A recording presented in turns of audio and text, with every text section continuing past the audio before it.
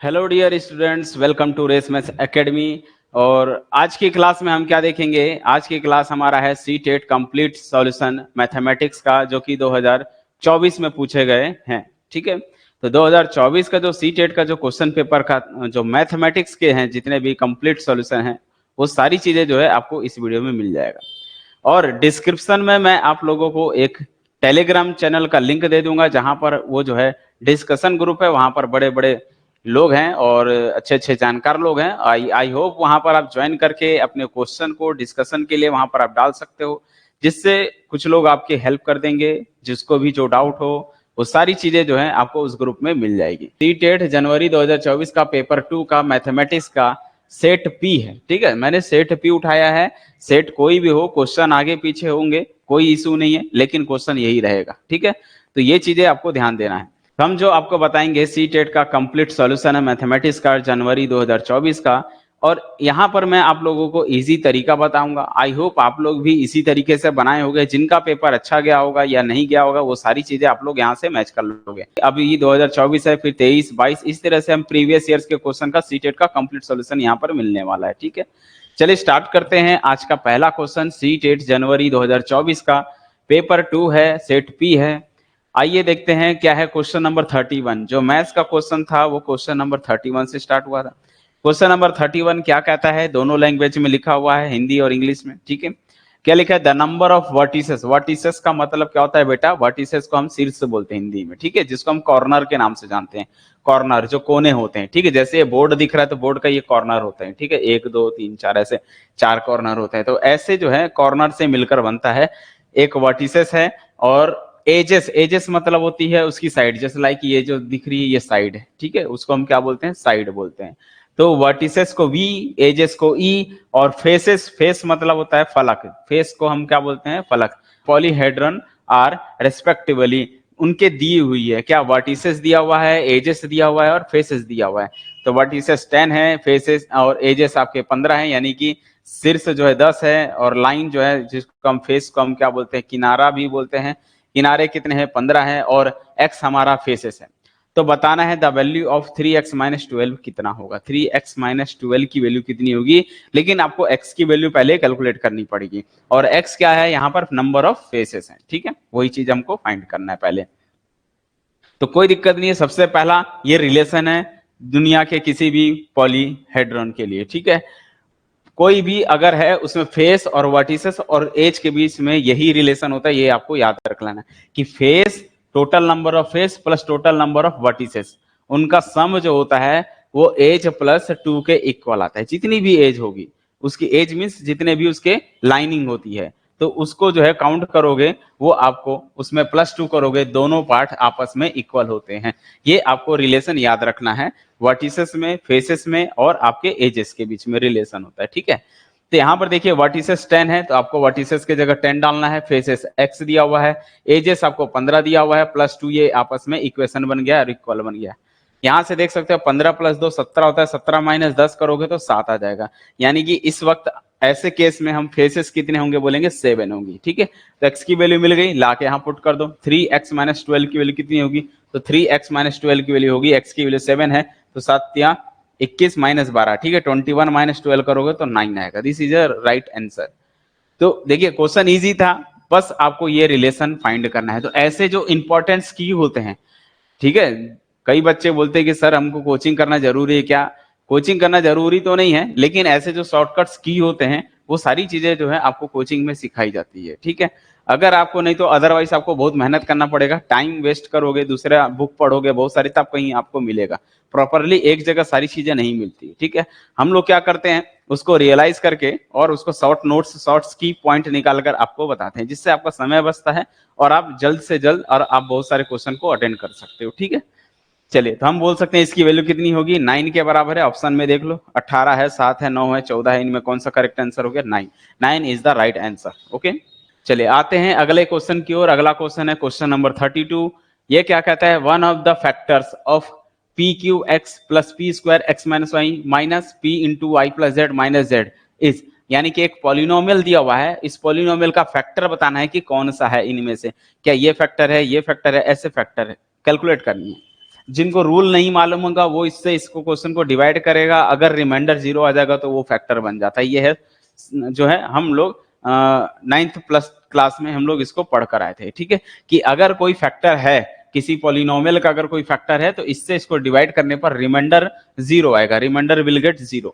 अगर रिमाइंडर 0 आता है तो उस वक्त हम बोलते हैं वो उसका फैक्टर हो जाता है। लाइक एग्जांपल के तौर पर देख सकते हैं, अगर मैंने बोला कि 16 का फैक्टर 4 है तो 4 से इसको डिवाइड करूंगा, 4 4 जा 16 कर गया तो ये रिमाइंडर 0 आ गया। अगर रिमाइंडर 0 आ गया तो हम बोल सकते हैं 4 इज अ फैक्टर ऑफ 16, 16 का वो फैक्टर होता है, ठीक है। लेकिन अगर मैं बोल रहा हूँ 5 फैक्टर है क्या 16 का, तो देख लो 5 से 16 को डिवाइड करोगे रिमाइंडर 0 नहीं आने वाला है, ठीक है। तो 5 दिया 15 होता है, ये कट के रिमाइंडर 1 आएगा। तो हम बोल सकते हैं रिमाइंडर 0 नहीं आया, इसका मतलब 5 जो है इसका फैक्टर बिल्कुल नहीं है, 5 के टेबल में नहीं आने वाला है 16, ठीक है।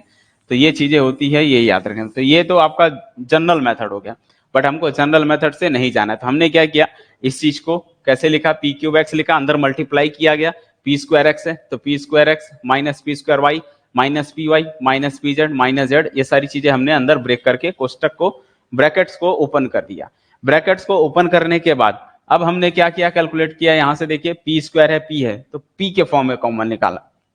तो यहां से देखिए दोनों साइड से क्या कॉमन है, पी स्क्वायर एक्स है, तो यहां से पी स्क्वायर एक्स, यहां से भी पी स्क्वायर एक्स कॉमन ले लिया, पी स्क्वायर एक्स कॉमन लिया, तो यहां पर एक पी एक्स्ट्रा है तो एक पी आ जाएगा, यहां से +1 बन गया, तो क्या मिल गया भाई, पी +1 मिल गया। दोनों साइड से देखिए यहां से माइनस पी वाई है तो माइनस पी वाई कॉमन करोगे तो यहां से भी एक पी एक्स्ट्रा है तो पी +1 बन जाएगा, और यहां से माइनस जेड कॉमन करते हो तो पी +1 बनेगा। तो तीनों साइड में पी +1 पी +1 पी +1 मिल गया, कॉमन ले लिया, पी +1 क्या बच गया, एक्स पी स्क्वायर यानी कि P square x minus P Y minus Z मिल गया। तो ये जो है इसको हमने सॉल्व करके लाया, तो इसको सॉल्व किया तो ये प्रोडक्ट में आया, तो देखिए ये जो है ये भी फैक्टर है, ये भी फैक्टर है। तो क्वेश्चन में देखिए मैच कर लीजिए कौन सा है। अगर क्वेश्चन में p+1 देता तो हम बोलते हैं p+1 is also factor of this polynomial and p square x minus P Y minus z is also a factor of this polynomial. तो इस पॉलिनोमियल के ये दोनों फैक्टर है क्योंकि ये दोनों का प्रोडक्ट है, ओके। तो अगर हमको ऑप्शन से चेक करना है तो चेक कर लेते हैं कि ये जो है कौन सा ऑप्शन पे मैच कर रहा है। तो अब अगर हम देखें तो फोर्थ ऑप्शन पर देखिए p square x minus P Y minus z दिख रहा है, तो हम बोल सकते हैं ये जो है ऑप्शन नंबर कौन सा, फोर्थ जो है राइट है, फोर्थ जो है इसका फैक्टर है। इसका मतलब इससे अगर मैं क्वेश्चन को इस पॉलिनोमियल को डिवाइड करूंगा तो रिमाइंडर विल गेट 0, रिमाइंडर आपको हमेशा 0 मिलेगा। ये इसकी खास बात हो गई, ठीक है। बट मैंने आपको शॉर्टकट बता दिया, शॉर्टकट तरीके से कैसे सॉल्व करना है ये सारी चीजें, ठीक है। क्वेश्चन नंबर 33 देखिए क्या लिखा हुआ है, if a 8 digit number, 8 digit number क्या होता है, 8 नंबर से मिलकर बना, 8 नंबर से मिलकर बना कोई भी डिजिट हो सकते हैं, कोई भी नंबर होगा, ठीक है, वो दिया हुआ है आपको। यहां पर क्या दी हुई है देखिए अच्छे से समझिएगा क्वेश्चन को, 8 डिजिट नंबर, तो टोटल इसको काउंट करोगे तो ये 8 डिजिट नंबर है, ठीक है। कौन कौन से हैं, 9471, बीच में अननोन नंबर डाल दिया x, 9y2। अब भाई x और y की वैल्यू बतानी है कि क्या होगा, लेकिन ये जो बड़ा सा नंबर है वो डिविजिबल है भाई किससे, 72 से, किससे, 72 से डिविजिबल होता है। तो बताना है which one of the following statement is not true, इनमें से कौन सा करेक्ट नहीं है। इसका मतलब कौन कौन सी वैल्यू डालने पर वो डिविजिबल हो जाएगा, तो हमको वो छांटना है जिसमें से वो रखने पर डिविजिबल नहीं होगा, ठीक है। क्वेश्चन को थोड़ा सा अच्छे से रीड करा करो, यहाँ पर लिखा हुआ है नॉट ट्रू, कौन सा ट्रू नहीं है। कई बच्चे जो है ट्रू वाले पे मार देते हैं, क्योंकि यहाँ पर जो है अक्सर क्वेश्चन में यही गलती करते हैं बच्चे, जब भी एक ऑप्शन को सॉल्व किया बोला हाँ सेटिस्फाई किया, बस मार दिया फट से आंसर कि भैया ये है आंसर। क्वेश्चन में बोलता है नॉट ट्रू, ट्रू वाला नहीं, जो ट्रू नहीं है उसको खोजना है, ठीक है। तो यहां पर ये सबसे बड़ी बात देखिए कि डिविजिबल बाई 72, एक ऐसा बड़ा से बड़ा नंबर जो 72 से डिविजिबल होना चाहिए। तो 72 को ऐसे प्राइम नंबर में फैक्टर करो, दो प्राइम नंबर होने चाहिए जिसका जीसीडी 1 आता है। तो अगर हम देखें इसको डिवाइड करने वाले दो ऐसे नंबर, प्राइम नंबर जिनका एक दूसरे से कोई रिलेशन नहीं होता है, तो उसको हम बोल सकते हैं 8 और 9। देखो 8 और 9, 8 से भी डिविजिबल है, 9 से भी डिविजिबल है, 9 8 जा, ठीक है, 72 होते हैं। तो ये 8 और 9 इसके तो फैक्टर हैं, समझ गए।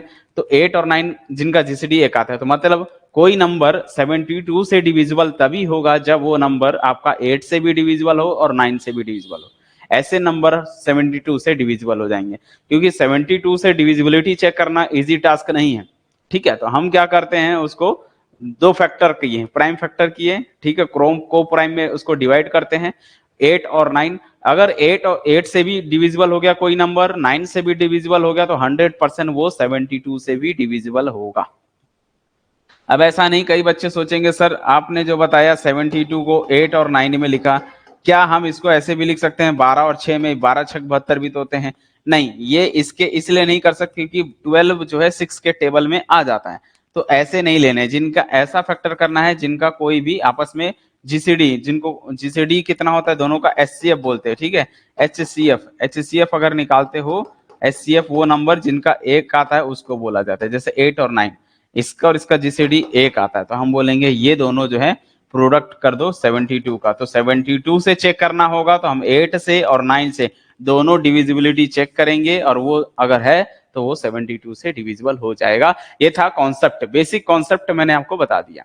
तो अब हम यहाँ पर 9 से चेक करेंगे और 8 से चेक करेंगे। ओके, तो 9 का डिविजिबिलिटी रूल क्या होता है? अगर आपको डिविजिबिलिटी चेक करनी है बाय डिविजिबिलिटी बाय 2 3 4 5 6 7, ये सारे डिविजिबिलिटी मैं आपको चैनल पर डाल दिया हूँ। वहां पर जनरल एप्टीट्यूड में जाओगे तो डिविजिबिलिटी जो जनरल एप्टीट्यूड के वीडियो है, वहां पर मैंने आपको जो है डिविजिबिलिटी रूल पूरा कंप्लीट वहां पर बता दिया हूँ। ठीक है, तो आप लोग वहां जाके आप चाहो तो वीडियो देख सकते हो। चलिए, कोई नंबर 9 से डिविजिबल कब होता है? जब सभी का सम भी अगर 9 से डिविजिबल हो गया 100%, वो बड़ा से बड़ा नंबर भी 9 से डिविजिबल हो जाएगा। तो पहला कॉन्सेप्ट 9 का यूज करेंगे। 9 कहता है कि सबको ऐड करो, सबको ऐड करो, ऐड करने के बाद जो बचेगा नंबर आएगा वो भी 9 से डिविजिबल होना चाहिए, तभी वो 9 से डिविजिबल होगा। तो हमने इसको ऐड किया, देखिए 9471 प्लस एक्स अननोन नंबर है, प्लस 9 प्लस वाई प्लस 2, तो ये नंबर को तो जोड़ सकते हैं, ऐड कर सकते हैं। तो 9 और एक 10, ठीक है, 10 और 10 और 7 17, 17 प्लस 3 19, ठीक है, 20 हो गया। 20 और ये जो है 9 और एक 10, 30, 30 2 32, ये टोटल हो चुके 32। और x प्लस वाई, ये ऐसे क्योंकि x और y अभी अननोन नंबर है, उसी को तो खोजना है। तो यहाँ पर बताइए, देखिए ऑप्शन है, अब ये जो है 9 से डिविजिबल होना चाहिए। तो 9 से डिविजिबल कब होगा? जब आप पॉसिबिलिटीज रखे, देखो ये 32 है, तो 32 से बड़ा 33 9 से डिविजिबल होता है क्या? नहीं। 34 नहीं होता है। 34 35, ऐसे चेक करके देख सकते हैं यहाँ पर कि x और y की वैल्यू क्या हो सकती है। पॉसिबिलिटीज क्या है, देखिए यहाँ पर 32 आ चुका है, ठीक है, 33 भी जाएगा तो 9 से डिविजिबल नहीं होगा क्योंकि 3 और 3 जो है 6 होता है। तो इस सबका सम जो है 9 से मल्टीपल होना चाहिए 9 का, तो 32 तो हो चुका है। तो 32 के अगर वो जो है 27 होता तो काम बन जाता। तो 32 में कितना जोड़ा जाए, 32 में कितना जोड़ें कि जो है वो 9 का मल्टीपल आ जाए। तो 32 में जब ये जो है 32 हो गया, 36 बन जाए। अगर 36 हो गया तो 9 के टेबल में आता है भाई, 9 चौक 36, मतलब इसका सम जो है या तो 36 होना चाहिए, और भी हो सकते हैं, ऊपर में और बढ़ा जाओगे तो जाएगा, मिनिमम जो है 36 होना चाहिए। तो 32 में जोड़ेंगे तो 36 लाने के लिए कितना चाहिए भाई? 4, यानी कि एक्स और वाई को जोड़ने पे 4 आना चाहिए। तो देखिए ये और ये दोनों को जोड़ने पे 4 आता है, मतलब एक्स की जगह मैं 3 रख दूं, वाई की जगह वर्ग दो, तो ये जो है 36 बन जाएगा, और 36 जो है डिविजिबल हो जाएगा 9 से। तो ये तो कंफर्म है कि अगर ये रखूंगा तो 9 से डिविजिबल हो जाएगा। 9 से डिविजिबल हो गया तो फिर ये भी चेक करना पड़ता है भाई, क्या वो 8 से डिविजिबल है? तो 8 से डिविजिबिलिटी के लिए क्या चेक करना पड़ता है? लास्ट के 3 डिजिट, लास्ट का 3 डिजिट अगर 9 से डिविजिबल हो गया तो वो पूरा नंबर, बड़ा सा नंबर भी 8 से डिविजिबल हो जाएगा। लास्ट के 3 डिजिट को चेक करना है बस। तो ये 9 से, तो अगर मैं x की जगह 3 और y की जगह 2 रखूंगा तो 9 से तो डिविजिबल हो गया। चेक कर लो क्या 8 से भी डिविजिबल होगा? तो y की वैल्यू कितनी है बेटा? y की वैल्यू है 1, तो यहाँ पर पुट करेंगे 912, तो ये मिल जाएगा 912। और अगर ये 8 से डिविजिबल हो गया तो फिर ये जो है 72 से भी डिविजिबल हो जाएगा। तो हमने देखिए निकाला, 8 से निकाला 1 टाइम गया तो ये आया, फिर 9 में से 8 गया 1 आया, फिर 1 2 उतारे, फिर 9 का टेबल पढ़े 1 टाइम तो क्या आया? 8 आया, तो 8 1 जा 8 आ गया। फिर ये 11 में से 8 गया 3 हो गया, ये 2 उतर गया 32 हुआ, फिर 8 चौक 32 देखिए कट गया। तो ये जो लास्ट का 3 डिजिट है वो 8 से डिविजिबल हो गया, 9 से भी डिविजिबल हो गया, ये बड़ा नंबर, हम बोलेंगे ये 72 से भी डिविजिबल होगा। और क्वेश्चन क्या कहता है? हमको जो नॉट ट्रू है वो खोजना है। तो यहाँ तो ट्रू है। अगर हम बात करें कि 72 क्या है, ये जो अगर पुट करोगे तो 72 से डिविजिबल हो जाएगा, तो ये तो ट्रू स्टेटमेंट हो गया, हमको ट्रू तो नहीं चाहिए। फिर हम क्या करेंगे? दूसरी वैल्यू पुट करके देखेंगे। दूसरी वैल्यू भाई क्या है? 8 और 5 है। तो अगर मैं यहाँ पर 8 और 5 डालूं तो 8 5 कितना होता है? 13, 8 5 कितना होता है? 13। तो 32 में 13 जोड़ोगे, चेक कर लो क्या वो 9 से डिविजिबल है? तो ये 13 जोड़ा, 3 2 5 हो गया, और 3 और 1 4 हो गया 45, 45 जो है 9 के टेबल में आता है। मतलब अगर मैं यहाँ पर x की जगह 8 और y की जगह 5 रखूंगा तो टोटल आएगा 45 और 45 भी 9 से डिविजिबल है। इसका मतलब ये बड़ा सा नंबर 9 से डिविजिबल हो जाएगा जब हम 8 और 5 पुट करेंगे। तो उसके बाद अगर ये 8 से भी डिविजिबल हो गया तो 72 से भी हो जाएगा। तो 8 से चेक करना है तो लास्ट का 3 डिजिट को उठा के देखो, बशर्ते y को चेंज कर दो, y की जगह 5 पुट करोगे। ये मैंने डाला, y की जगह 5 पुट किया, देखिए तो 952 बन जाएगा, 952 बन जाएगा। तो चेक करो क्या ये 8 से डिविजिबल है। तो 8 से मैंने निकाला, देखिए 1 टाइम क्या 8 आया तो 9 माइनस 8 1 हो गया, फिर 5 2 उतारते हैं, फिर 8 का टेबल पढ़ा 1 टाइम तो ये कितना होगा 8 1 जा 8, 15 में से 8 गया बेटा 7 हो गया, 7 2 हो गया 72, 8 9 जा 72 कट गया। मतलब ये 8 से भी डिविजिबल हो जाएगा और 9 से भी डिविजिबल हो गया जब हम x की जगह 8 और y की जगह 5 रखेंगे। तो फाइनली तब हमारा क्वेश्चन जो है वो 72 से भी डिविजिबल हो जाएगा। तो ये भी करेक्ट है। तो हमको करेक्ट वाला नहीं खोजना है, हमको इनकरेक्ट वाला खोजना है। तो ये जो है अब हमारा ये भी रॉन्ग हो गया। सिमिलरली फिर हमने 4 और 9 पुट किया, 9 4 अभी भी देखो 13 ही होता है, 13 ऐड करूंगा तो फिर जब 32 प्लस 13 करोगे 45 हो जाएगा और वो भी डिविजिबल हो जाएगा। ठीक है, चेक कर लो यहाँ से। तो ये जो है 9 4 13 तो 32 प्लस 13 करोगे 3 2 5 और 3 और 1 4, देखिए तो 9 से तो डिविजिबल हो ही जाएगा। तो लास्ट के 3 डिजिट को चेक करते हैं तो क्या बनेगा। अगर मैं y की जगह 9 पुट करूं, y के प्लेस पे 9 पुट करूं तो 992 बनेगा और 992 को हमने चेक किया, देखिए 8 से कंप्लीट डिविजिबल हो गया। तो इस केस में हम बोलेंगे कि ये भी जो है डिविजिबल हो जा रहा है 72 से। तो ये तीनों केस 72 से डिविजिबल हो जाएंगे अगर वैल्यू पुट करते हैं तो बचा कौन सा, यही वाला। तो आप डायरेक्ट पुट कर सकते हो कि भाई यही एक ऐसा होगा जो रॉन्ग होगा, यानी कि ये रखने पे या तो 9 से या तो 8 से डिविजिबल नहीं होगा। फिर भी रख के चेक कर लो, x की जगह 9 और 5, 9 5 कितना होता है 14, तो 9 5 जब 14 होगा जोड़ोगे तो बेटा ये जो है 46 हो जाएगा और 46 जो है 9 से डिविजिबल नहीं होता है। जो 9 से डिविजिबल नहीं होगा वो 72 से भी डिविजिबल नहीं होगा। तो हमको क्वेश्चन में छांटना था नॉट ट्रू, तो नॉट ट्रू यही है। मतलब जब आप x की जगह 9 और y के प्लेस पर 5 पुट करोगे तो ये जो बड़ा सा नंबर है वो 72 से डिविजिबल नहीं होगा। क्लियर है, तो वही चीज हमको यहाँ पर छांटना था। आई होप आप सभी को ये क्वेश्चन भी समझ में आ गया होगा। ठीक है, चलिए आते हैं नेक्स्ट क्वेश्चन पर। अगला क्वेश्चन क्या है, नेक्स्ट क्वेश्चन देखिए, कोई दुकानदार है, यहां पर लिखा है a shopkeeper sell an article for 324 rupees. ठीक है, after giving a discount of 28% on its market price, the cost price of the article is 300 rupees. If he sell the article by giving 18% discount on same market price, then what will be his profit percentage? यानी कि उसको profit percentage बताना है कितना है। इसको अच्छे समझिए, दूसरे लैंग्वेज में क्या लिखा है, एक दुकानदार है वो किसी वस्तु को, आर्टिकल मीन्स होता है कोई वस्तु को, ठीक है, उसको जो है 324 रुपए में बेचता है। ठीक है, क्या उसको 324 रुपए, यानी कि क्या लिखा है 324 आफ्टर गिविंग अ डिस्काउंट 28%। तो अंकित मूल्य पर 28%, अंकित मूल्य पर जो है, अंकित मीन्स मार्केट प्राइस, जो मार्क प्राइस मतलब होता है ना, लाइक जैसे कोई आप प्रोडक्ट खरीद रहे हो तो उसके ऊपर जो लेबल चिपका रहता है उसको मार्क प्राइस बोलते हैं। ठीक है, जिसको MRS बोलते हैं। ठीक है, तो मार्क प्राइस क्या कहता है, MRP बोलते हैं जिसको। मार्क प्राइस अलग होता है और कॉस्ट प्राइस अलग होता है। कॉस्ट प्राइस का मतलब क्या होता है, जैसे मैंने साइकिल खरीदा कंपनी से, ठीक है, साइकिल खरीदा कंपनी से, तो वहां से आने में जो टैक्स वगैरह लगता है, चार्जिंग लगता है, कहीं टूट फूट गया तो उसको फिर से री करने में, तो ये सभी में जो खर्चा आता है, फिर जब हम उसको सेल करते हैं तब वो बनता है कॉस्ट प्राइस।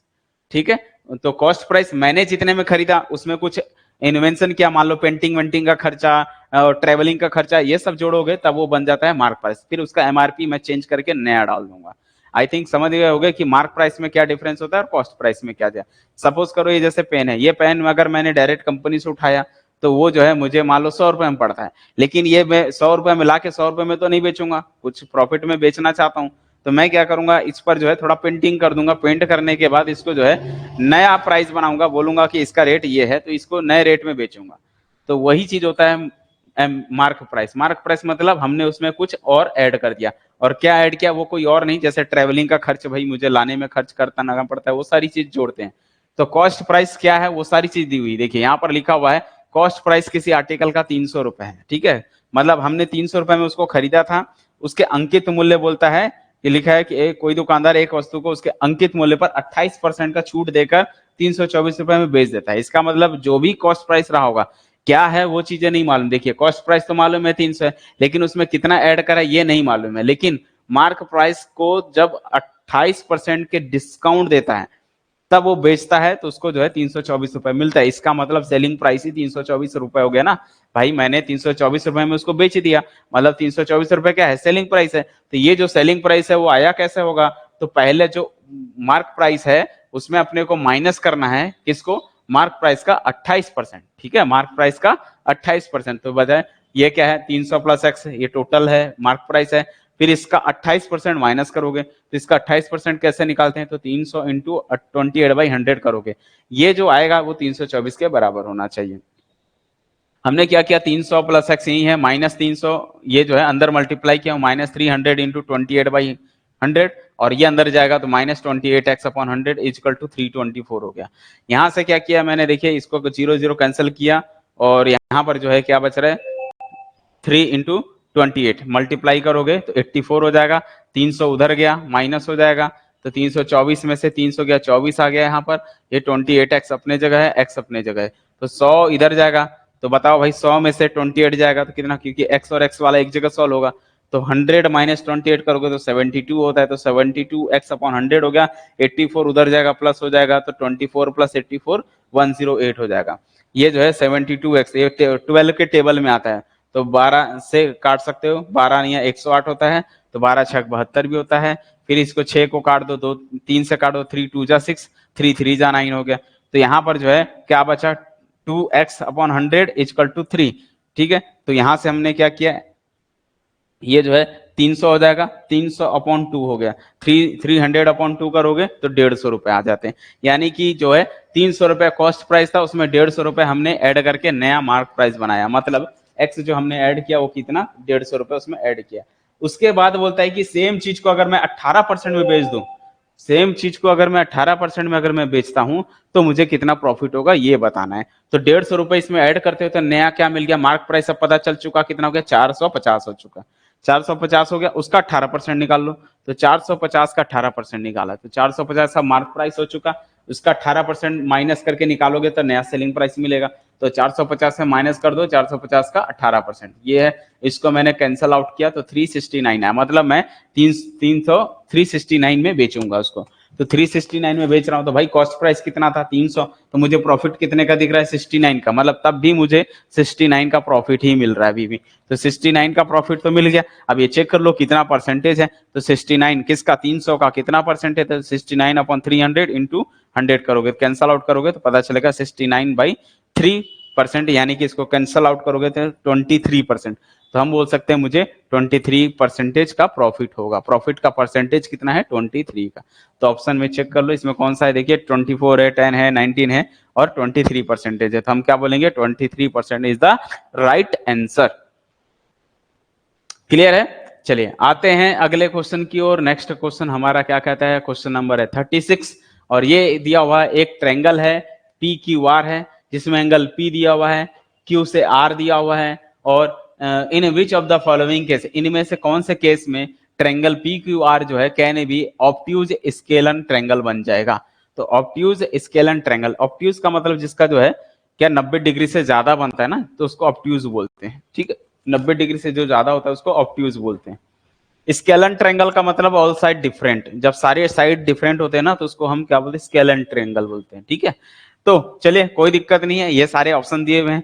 तो सबसे पहले इसको बनाते हैं हम क्वेश्चन में। तो ये बनाया पी क्यू आर एक ट्रायंगल बनाया, और ऐसा बनाया कि 1 डिग्री 55 डिग्री है। ठीक है, 55 कहाँ होता है बताओ भाई, ये तो 90 डिग्री से ज्यादा होगा ना, ये क्योंकि स्केल ये कौन सा बोला है ऑब्ट्यूज बोलता है। ऑब्ट्यूज मतलब जिसका एक साइड 90 से ज्यादा होता है, तो 90 से ज्यादा हो गया, तो ये तो 90 से ज्यादा हो गया, तो ये कम होता है और ये कम होता है, दोनों हो सकते हैं।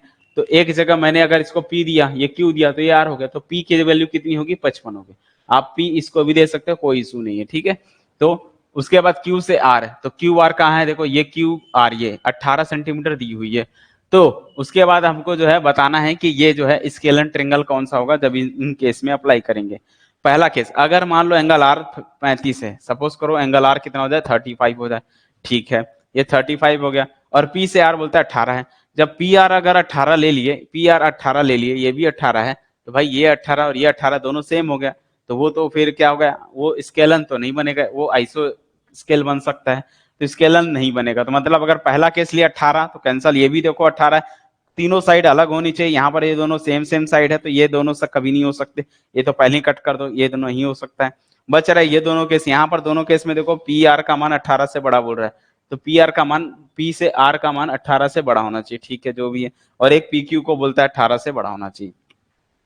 दूसरी चीज, एंगल आर अगर 15 है और एंगल आर 65 है, अब आर के ऊपर डिपेंड करता है कि एंगल आर कितना होगा, क्या वो 65 होगा कि 15 होगा, दोनों में से चेक करके देखना पड़ेगा।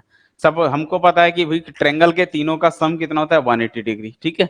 तो अब देखिए ये तो मालूम है 90 से ज्यादा है, ठीक है, angle p, angle q, angle r तीनों का सम 180 होना चाहिए। अब यहाँ पर देखो हमने क्या किया, यहाँ से सपोज करो एंगल क्यू, इस एंगल के हिसाब से देखते हैं, एक है एंगल आर है और एक एंगल, दोनों एंगल आर आर दिया हुआ 65 और ये दिया हुआ, ओके। फिलहाल के लिए ये बताओ एंगल जो है, यहां से हम क्या निकाल सकते हैं,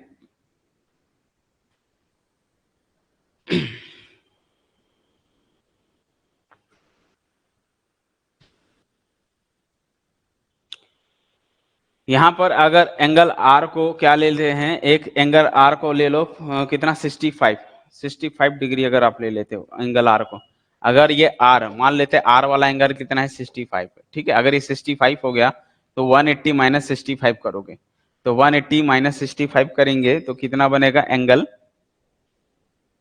और एंगल पी दिया हुआ है 55 है, तो 55 प्लस 65 ऐड करोगे तो 55 प्लस 65, दो एंगल पता हो जाएगा, तो 180 में माइनस कर दोगे, 180 में माइनस करेंगे इसको, ये माइनस करेंगे दोनों को, तो भाई पहले तो आप इसको सम तो कर लो, 55 प्लस 65, इसको अगर मैं सम करता हूँ तो 5 5 10 का शून्य हासिल, एक 6 6 12 हो गया, 120 आता है, 180 में माइनस करूंगा 120 को, तब तो ये वाला होगा ना, तीनों का सम, देखिए ये है 55, ये है 65, तो ये दोनों का सम हो गया, तो एंगल क्यू कितना होगा, वो जो है 180 माइनस हो जाएगा इनके बीच में, तो ये 120 करते हो तो कितना आएगा 6 60, तो एंगल क्यू का मान कितना होगा उस वक्त आपका 60 होगा, एंगल क्यू का मान 60 हो गया मतलब बेटा वो 90 से डिग्री से कम हो जाएगा, और 90 से कम हो गया मतलब ये फिर ऑब्ट्यूज गलत हो जाएगा, तो इसका मतलब ये ऑप्शन गलत है, ये वाला ऑप्शन गलत हो गया। फिर किसको लेना पड़ेगा, 15 को लेके देखते हैं, तो अगर हम 55 को ले लें, 15 ले लेते, तो ये 55 है, ये देखिए 55 और 15 को जोड़ते हो, तो ये जोड़ोगे तो बेटा 5 5 10 का शून्य हासिल है, 5 6 7 70 आया, 180 में 70 को माइनस करोगे, 180 में 70 को जब आप माइनस करोगे 0, और ये जो है 8 में से 7 गया 1, और ये 110 डिग्री का कोण बनेगा, तो बस 90 से ज्यादा होना चाहिए, तो आ जाएगा। तो कौन सा करेक्ट हो गया इसमें से हम बोल सकते हैं, तो जब आप आर के जगह 15 डिग्री रखते हो, पी आर की वैल्यू को 18 सेंटीमीटर से ज्यादा रखते हो, तभी ये जो है कौन सा ट्रायंगल बनेगा, एक अधिक कोण विषम समबाहु त्रिभुज बनेगा, ठीक है। तो ये था बेसिक कॉन्सेप्ट, मैंने आपको इसको बता दिया कि किस तरह से इसको अप्रोच करना है, कैसे सॉल्व करना है। सी टेट के क्वेश्चन सारे इजी होते हैं, अगर आप अच्छे से प्रैक्टिस कर रहे हो, रेगुलर तैयारी में हो, तो 100% सी टेट हो गया, या किसी अदर स्टेट का जो बोर्ड है जैसे लाइक सी टेट, सी जी टेट होते हैं, एमपी टेट होता है, ठीक है, तो हरियाणा टेट होते हैं, तो वो सारे एग्जाम जो है आप क्वालिफाइड कर लोगे। तो मैथ्स और साइंस ही अगर हम देखें तो 60 क्वेश्चन के अराउंड आते हैं वहां पर, ठीक है।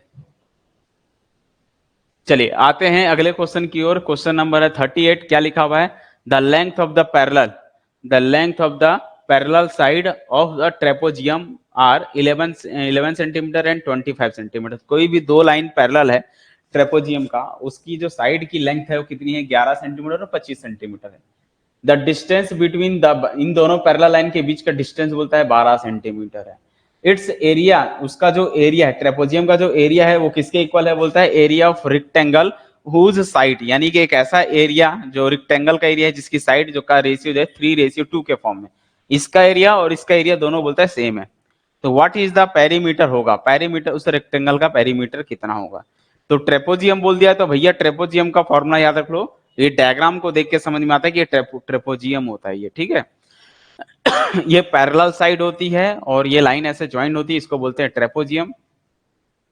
अब ध्यान से देखिए, एक 11 है, एक 25 है, मतलब छोटी साइड 11 होगी, पूरी बड़ी वाली साइड 25 होगी। ठीक है, हमने यहाँ से इसको क्या किया, लाइन खींचा, और इनके बीच का डिस्टेंस कितना है, 12 है, मतलब ये यहाँ से यहाँ तक का डिस्टेंस कितना है, 12 है, 12 है। ठीक है, तो अब बताइए भाई, यहाँ से यहाँ तक कितना है, 11, टोटल है 25, तो ये जो लेंथ है, ये जो लेंथ है वो सेम होगी। मान लो वो कितनी है, x और x ले लिए थे, कितनी ले लिया हम, x और x ले लिए। ठीक है, क्योंकि ये x होगा भाई, ये भी जितना है उतना ही डिस्टेंस ये भी होगा, क्योंकि ये पैरेलल है और ये एकदम सीधी स्ट्रेट लाइन पे बन गई। ठीक है, तो ऐसा नहीं कि एक कम होगा एक ज्यादा होगा, ऐसा नहीं, जब ये पैरेलल है तो ये जो है कैसा बनेगा, इनके ये जो डिस्टेंस और ये डिस्टेंस सेम होगा, तो यहाँ का एरिया और यहाँ का एरिया सेम होगा। तो हमको ट्रेपोजियम का एरिया चाहिए, कोई दिक्कत नहीं है, आप ट्रेपोजियम का एरिया भूल जाओ, फॉर्मूला भूल जाओ। सबसे पहली बात देखिए, ये जो ट्रायंगल है इसका एरिया और ये जो है एक रेक्टेंगल दिख रहा है, देखो ये रेक्टेंगल है, तीनों का एरिया निकाल के ऐड कर दो, पूरा ट्रेपोजियम का एरिया मिल गया। तो ये बताओ इसका एरिया कितना होगा। ठीक है, ये वाला एरिया, ये ट्रायंगल, ये राइट एंगल ट्रायंगल है। राइट एंगल ट्रायंगल की खास बात क्या होती है, 1/2 हाइट इंटू बेस, 1/2 आधार गुणा ऊंचाई ही आपको एक समकोण त्रिभुज का क्षेत्रफल बताता है। तो यहां से अगर हम देखें, ये आपका बेस है, ये हाइट है, तो x इंटू 12, x इंटू 12 और 1/2, चूंकि ये 2 बार है, सेम सेम ट्रायंगल है, इसलिए मैंने 2 बार लिख लिया, प्लस रेक्टेंगल का एरिया। बताओ भाई, यहां तक का 11 है, ये 12 है, लेंथ इंटू ब्रेथ, तो 11 इंटू 12, ठीक है, 11 इंटू 12 किया, ये दो दो कैंसल आउट हो गया, तो 12x बचा यहाँ से, और 11 गुणा 12 किया। ठीक है, इसको वैसे ही लिखा, ये 132 हो गया। और x की वैल्यू कितनी होगी, तो भैया ये 11 है, टोटल है 25, 25 में से 11 माइनस कर दो, 25 में से 11 माइनस करेंगे तो हमको कितना मिलेगा, तो ये हमने रफली निकाल लिया। देखिए x प्लस यहां तक का 11 है, तो x plus 11 plus x equal 25 के बराबर आएगा। यहां से मैंने निकाला और x की वैल्यू निकाल दिया कितना, 7। तो हम बोल सकते हैं कि ये x की वैल्यू 7 होगी, ये 7 होगी और ये 11 है, तभी जोड़ूंगा पूरा 25 बनेगा। तो x की जगह मैंने 7 पुट किया, सॉल्व किया, तो ये जो है एरिया मिल गया किसका, एरिया ऑफ ट्रेपोजियम का, एरिया ऑफ ट्रेपोजियम का मिल गया। उसके बाद क्वेश्चन बोलता है इसका जो एरिया है वो इक्वल है area of rectangle whose side जो है वो 2:3 के फॉर्म में। देखिए लिखा हुआ है ना, 3:2 है, एक का साइड 3 है, एक का साइड 2 है, तो 3 रेशियो देने का मतलब वहां पर जो है अननोन नंबर है, पता नहीं कितना है, वो 3 और 2 के रेशियो के फॉर्म में। लाइक ये अगर 6 है, सपोज करो इसमें जो है ये 6 है, तो ये कितना होगा, फिर 4 होगा। क्यों, क्योंकि दोनों को अगर हम डिवाइड करेंगे 6/4 तो जो है 3/2 आएगा। तो 3:2 का मतलब वो मल्टीपल है, ये 3 का मल्टीपल है, ये 2 का मल्टीपल है, इस पैटर्न में चलते हैं। ठीक है, तो हमको साइड नहीं मालूम है, तो इसको 3x ले लिया, इसको 2x ले लिया, मल्टीप्लाई करोगे तो क्या बनेगा, 6x² बनेगा। तो ये जो है एरिया किसका निकल गया, रेक्टेंगल का, वो उसका एरिया और इसका एरिया इक्वल है बोलता है अकॉर्डिंग टू क्वेश्चन। तो हम क्या करेंगे, ये जो आया है 12 इंटू 7 इंटू 132 इक्वल होगा 6x² के, उसको सॉल्व करोगे और x की वैल्यू कैलकुलेट करोगे, तो हम बोल सकते हैं 6x² किसके बराबर होगा, 216 के। यहाँ से 6 से डिवाइड किया 36 हो गया, तो x की वैल्यू प्लस माइनस 6 आएगी, क्योंकि स्क्वायर है और हटाओगे स्क्वायर तो ये जो है प्लस माइनस 6 आएगा। लेकिन आप ध्यान देना कि माइनस कभी हो नहीं सकती, साइड जो है वो निगेटिव कभी होती नहीं है, तो हम माइनस नहीं लेंगे, फिर प्लस 6 लेंगे। तो x की वैल्यू अगर 6 रख दिया तो पेरीमीटर x मिल गया, फिर पेरीमीटर ऑफ रेक्टेंगल का पेरीमीटर कितना है दिख रहा है, perimeter 3x plus 2x 5x होता है, और x की वैल्यू कितनी है 6, तो 5x, तो ये हो गया 5 इंटू 2, क्योंकि 2 टाइम्स होती है ना, लेंथ प्लस ब्रेथ होता है, ये होता है perimeter of rectangle, perimeter of rectangle मिल गया। तो फिर x की वैल्यू पुट कर दो, x इंटू 10 करोगे तो 60 हो जाएगा। तो हम बोल सकते हैं उसका एरिया जो है पेरीमीटर कितना, उस आयत का परिमाप कितना होगा, 60, ठीक है, 60 सेंटीमीटर होगा। क्लियर है, देखिए क्वेश्चन कितना इजी आया था, इजी क्वेश्चन रहते हैं, बस उसको आपको समझने की देरी है कि एक बार अगर आप अच्छे से समझ गए तो क्वेश्चन 100% आप अटेंड कर लोगे। आते हैं नेक्स्ट क्वेश्चन की ओर, क्वेश्चन नंबर 39। क्वेश्चन नंबर 39 क्या कहता है कि x जो है वेरी इंक्रीज, ठीक है, varies inversely as y, x जो है वेरी करता है y का इनवर्सली है। उसके बाद क्या बोलता है, व्हेन x की वैल्यू अगर 3.5 है तो y की वैल्यू 2.4 मिलती है, तो what is the value of y at when x की वैल्यू 5.6 रखेंगे।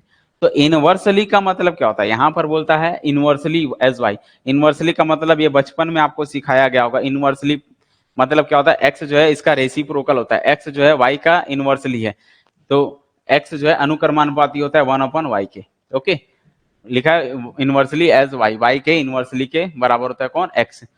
तो अनुक्रमानुपाती हटाते तो हम एक कांस्टेंट लगाते हैं के, क्रॉस मल्टीप्लाई करोगे तो एक्स वाई इक्वल टू के मिलेगा। तो ये एक रिलेशन मिल गया के। ये मिलने के बाद अब आपके पास एक कंडीशन दिया, जब आप एक्स की जगह 3.5 रखते हो, वाई की जगह 2.4 रखते हो, तो भैया एक्स और वाई की वैल्यू पुट कर दो तो के की वैल्यू मिल जाएगी। तो के की वैल्यू मिल चुकी है। यहाँ से देखिए मैंने निकाला इसको 35/10, 24/10, इसको सॉल्व किया तो ये जो है 8.4 मिल गया, के की वैल्यू मिल गई। उसके बाद बोलता है जब हम x की वैल्यू 5.6 रखेंगे तो y कितना मिलेगा, ला के यहाँ रख दो इक्वेशन में। तो y की वैल्यू क्या मिलेगी, यहाँ से y की वैल्यू मिलेगी k/x हो जाएगा, k/x हो जाएगा। k मालूम है, x मालूम है, ला के रखो, सॉल्व करा, हमने निकाला कितना 1.5। तो y की वैल्यू कितनी आएगी, 1.5 आएगा इसका आंसर। ठीक है, तो कॉन्सेप्ट से समझो, किसी भी क्वेश्चन को कॉन्सेप्ट से समझोगे सारे क्वेश्चन इजी लगेंगे। ओके, क्लासेस चालू हो चुकी है, सी टेट की क्लासेस हो गई, ये सारी जो है क्लासेस स्टार्ट हो गई है। सीजी टेट का भी एग्जाम आ चुका है, उसका भी फॉर्म भराए जा रहे हैं। तो आप लोग जो है फॉर्म भर के सी टेट और सीजी टेट की तैयारी में भिड़ जाओ, और इस बार का एग्जाम आप लोग कैसे भी निकालो, क्योंकि ये जो भर्ती है बार बार नहीं आती यहाँ पर। ठीक है, ये जो वैकेंसी निकालते हैं यहाँ पर छत्तीसगढ़ में, तो 2-3 बार में ही आएगा, 2-3 साल बाद में ही आएगा।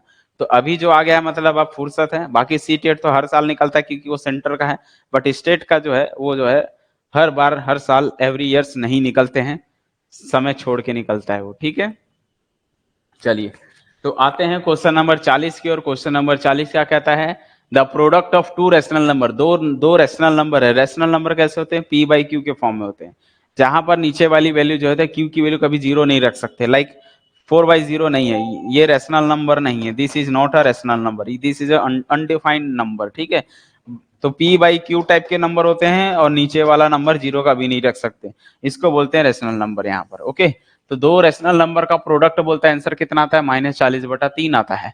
If one of the two rational number, उनमें से एक रैशनल नंबर मालूम है माइनस का 5/2, तो बताना है आपको, then the reciprocal of the other number, जो अदर नंबर है उसका रेसिप्रोकल जो है वो किसके बीच में लाई करता है। तो क्वेश्चन को उसने घुमा के दे दिया, डायरेक्ट पूछता तो डायरेक्ट क्वेश्चन में इजी बन जाता, लेकिन क्वेश्चन में क्या दे दिया है, बोलता है कि दूसरा जो रेशनल नंबर है उसका रेसिप्रोकल निकालो और उसको बताओ कि इनमें से कौन से ऑप्शन के बीच में वो लाई करता है। ओके, तो सबसे पहले बताओ भाई रेशनल नंबर कैसे होते हैं। जैसे मान लो p इंटू की दो रेशनल नंबर है, तो p एक रेशनल नंबर है, q एक रेशनल नंबर, यहाँ पर फ्रैक्शन में है, यहाँ पर फ्रैक्शन में है। इसका प्रोडक्ट जो है -40/3 है, जिसमें से एक वैल्यू है -5/2। तो मैंने मान लो p की वैल्यू रख दिया -5/2, q अपने जगह, ये अपने जगह, माइनस माइनस कट गया, तो जो है 5 से काचो कैंसल आउट करोगे, 5 8 जा 40 होता है, तो 8 2 जा 16, 16/3 ये q मिल गया, दूसरा वाला रेशनल नंबर हो गया। उसका रेसिप्रोकल, यहाँ क्वेश्चन में लिखा है रेसिप्रोकल, तो इसका रेसिप्रोकल करोगे 3/16 हो जाएगा। अब 3/16 जो है चेक करना है कि इन ऑप्शन में किसके बीच में लाई करता है। ठीक है, तो आपको क्या करना है, इसको पॉइंट से जाओगे तो वो इजी होगा, अगर आप पॉइंट से नहीं जाओगे तो फिर एलसीएम वगैरह निकालने में आपको टाइम लग जाएगा। तो ये क्वेश्चन दिया ही गया था जिससे टाइम बच्चों का ज्यादा लगे, इस क्वेश्चन पे टाइम ज्यादा लगेगा। ठीक है, तो मैंने जो है 3/16 को रफली डिवाइड किया, तो 3/16 किया, इसको भाग किया तो 0 बारे में जाएगा, तो पहले 16 आएगा, पॉइंट लगेगा तो 0 हो जाता है। 16 को मैंने 1 टाइम निकाला तो 16 आया, से फिर 140 आया इसको सॉल्व करने पर, है ना। तो देखिए 10 में से 6 गया 4, यहाँ बच गया 2, 2 में से गया 1 आया, फिर पॉइंट लगाया तो 0 बढ़ जाता है, तो ये 140 हो गया। तो 16 का टेबल 8 टाइम किए तो लगभग ये आ रहा है। उसको सॉल्व करते गया तो ये जो है पूरा प्रोसेस कट के 0.1875 आ रहा है। ये किसकी वैल्यू है, 3/16 की वैल्यू है, यानी कि 3/16 की वैल्यू ये आ चुकी है। अप्रोक्सीमेट अगर हम देखें तो 0.2 हो सकती है, इसका अप्रोक्सीमेट कितना होगा 0.2, क्योंकि ये 8 5 से बड़ा है तो इसको देंगे तो 0.2 बनेगा। इसकी अप्रोक्सीमेट अगर वैल्यू अगर हम देखें, अप्रोक्सीमेट वैल्यू तो 0.2 बोल सकते हो ऐसा। बाकी अगर आपको लिखना है तो 0.18 पूरा लिखो ऐसा, ठीक है, 18 या 19 जो भी है पूरा लिखो। ये निकलने के बाद अब हमको चेक करना है भैया एक एक वैल्यू के बीच में क्या ये वैल्यू इसके बीच में है। तो 1 पॉइंट देखो, आपको पता होगा कि 1/4 को क्या बोलते हैं, 1/4 को 0.25 बोलते हैं, 0.25, और ये 1/3 कितना होता है सबको पता है, 0.333 चलते जाता है। तो ये 0.25 पे 0.33 और ये 0.18 है, तो 0.18 एग्जैक्ट अगर मैं इसको बढ़ा भी दूं तो ये सिर्फ 0.2 है और ये 0.25 है, तो 0.2 यहां तो नहीं आने वाला है, 0.25 इधर आने वाला है, मतलब ये जो है इसमें नहीं आने वाला, यानी कि जो आपका वैल्यू है 3/16 वो इस रेंज में नहीं आने वाला है, 1/4 और 1/3 के बीच में नहीं आएगा, वो पहले आएगा। ठीक है, ये बोला था किसके बीच में लाई करता है वो बताना है। ठीक है, तो ये ऑप्शन कट गया। दूसरा ऑप्शन 3/20 और 9/50 को निकाल लो। तो 3/20 को जब आप डिवाइड करोगे तो अप्रोक्सीमेट 0.15 आएगा, इसको डिवाइड करोगे तो रफली निकाल के देख लो 0.18 आएंगे। उसके बाद 0.187, अब देखोगे तो अभी भी ये 0.15 है, 5 से ज्यादा ही होता है। ठीक है, 18 तो आ रहा है, 75 और ये एग्जैक्टली इसको जब आप सॉल्व करोगे तो 0.18 आ रहा है। तो हम बोल सकते हैं ये तो इसके बाहर हो गया। अभी भी देखो ये बीच में नहीं है, ये इसके बाहर होना चाहिए। 18 से आगे 1875 होता है, तो इसलिए हमारा सेकंड ऑप्शन भी रॉन्ग हो गया, ये भी नहीं है। थर्ड ऑप्शन में 9/50 को अभी मैंने निकाल दिया था, कितना था 0.18, तो ये हो गया 0.18। 1/5 का आपको पता होगा 0.2 होता है, और ये है 1875 है। तो यहाँ पर आप देख सकते हैं एग्जैक्टली मैच कर रहा है। देखिए 0.18, इसके बाद 1875 आ रहा है, उसके बाद कहीं 0.2 बनता है, तो ये जो है एग्जैक्टली इसके बीच में लाई कर रहा है। यहाँ पर आप निकालना चाहो तो देख सकते हैं 0.5 मतलब होता है 0.2 और 1/4 का मतलब होता है 0.25 होता है। तो 0.2 पहले ही दिख रहा है, बड़ा है 0.1, यहाँ नहीं 0.1 पहले कहीं होगा, तो इसके बीच में भी लाई नहीं कर रहा है। तो हम बोल सकते हैं हमारा ऑप्शन कौन सा करेक्ट है, सिर्फ और सिर्फ थर्ड ऑप्शन जो है इसका करेक्ट है। ओके, तो इस तरह से इसको जो है सॉल्व किया जाता है, तब जो है आपको इसका सॉल्यूशन जल्दी मिलेगा। अगर एग्जाम में ऐसे क्वेश्चन आ रहे हैं, कई बच्चे जो है इसको एलसीएम निकालने बैठेंगे, 3, 4, 16 का एलसीएम निकाल के देखेंगे, तो बहुत टाइम लग जाएगा, फिर वो वहां पर आपको फिर प्रॉब्लम हो जाएगी। नेक्स्ट क्वेश्चन क्या कहता है, देखिए यहां पर लिखा हुआ है, नेक्स्ट क्वेश्चन है कि BD is the diagonal of parallelogram ABCD such that. BD इसका क्या है, डायगोनल है किसी पैरेललोग्राम का, और ABCD है सच दैट इस प्रकार से कि एंगल CBD बराबर 12x है, एंगल ABD जो है 7y है, और एंगल ADB 60 है, एंगल CDB इतना है 28 है। Then the value of 2x + 3y की वैल्यू बतानी, और ऑप्शन दिया हुआ है। तो क्या करेंगे भाई, सबसे पहले तो एक ABCD बनाओ, तो आप कहीं से भी रख के बनाओगे, तो ABCD ऐसे भी बना सकते हो, ABCD ऐसे भी बना सकते हो, जैसे ही बनाओगे उस हिसाब से इस डेटा को फिल करोगे। यहाँ पर अगर मैं बात करूं ABCD मैंने ऐसे दे दिया, तो अब देखिए क्या क्या लिखा हुआ है, एंगल CBD, तो C कहाँ है, ये है, और ये BD इसका डायगोनल है। ठीक है, तो CBD, तो CBD ये वाला जो है कितना है 12x है, रख दिया यहाँ पर 12x। फिर ABD, तो ABD कितना है 7y है।